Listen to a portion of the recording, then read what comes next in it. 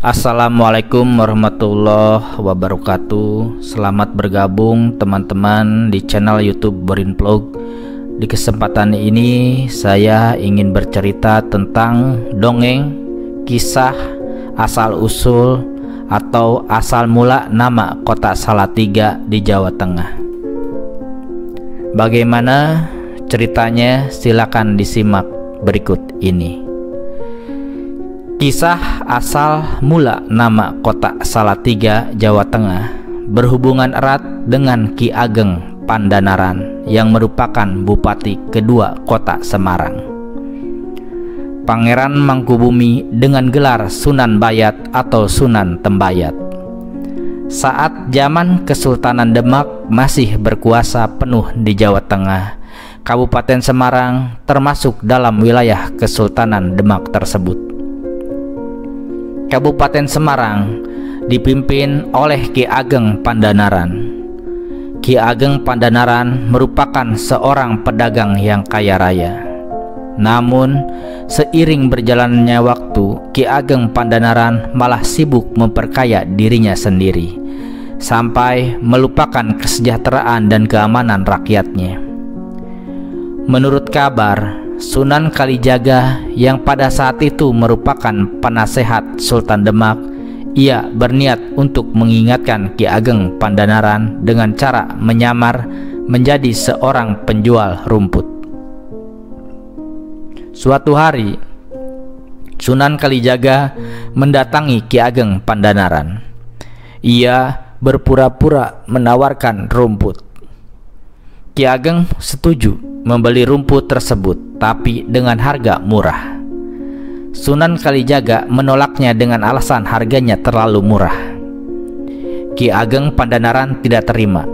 Ia merasa tersinggung dengan penolakan Sunan Kalijaga. Ia sangat marah, kemudian mengusir Sunan Kalijaga.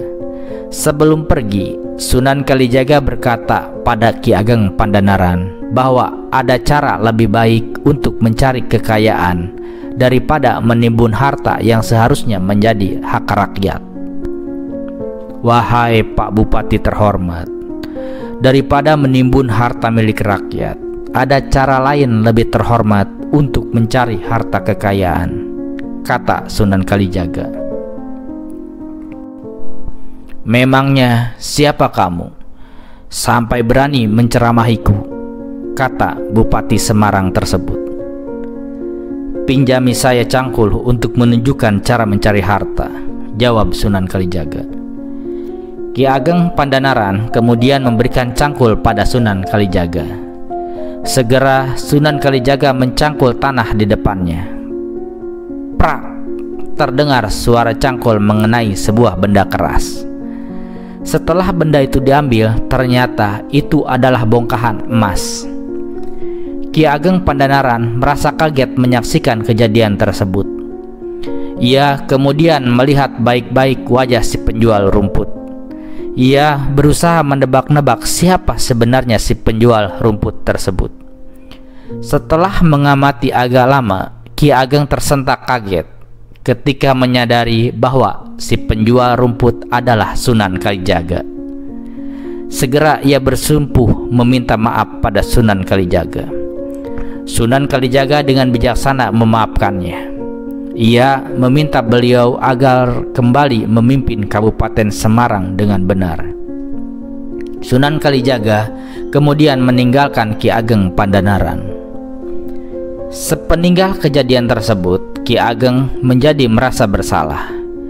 Ia sangat malu telah menumpuk kekayaan dengan jalan tidak benar. Ia kemudian memutuskan melepaskan jabatannya sebagai Bupati Semarang. Untuk menebus kesalahannya, ia akan mengikuti jejak Sunan Kalijaga menjadi seorang penyiar agama dengan mendirikan sebuah pondok pesantren di Gunung Jabaikat. Nyai Ageng yang mengetahui rencana suaminya menyatakan akan mengikuti jejak Ki Ageng. Ki Ageng Pandanaran menyetujui keinginan Nyai Ageng dengan syarat tidak boleh membawa harta benda. Tibalah saat keberangkatan Ki Ageng dan Nyai Ageng ke Gunung Jabaikat untuk membangun pondok pesantren. Sebelum berangkat, Nyai Ageng sibuk mengumpulkan perhiasan untuk ia bawa. Ia menyimpannya ke dalam tongkat bambu.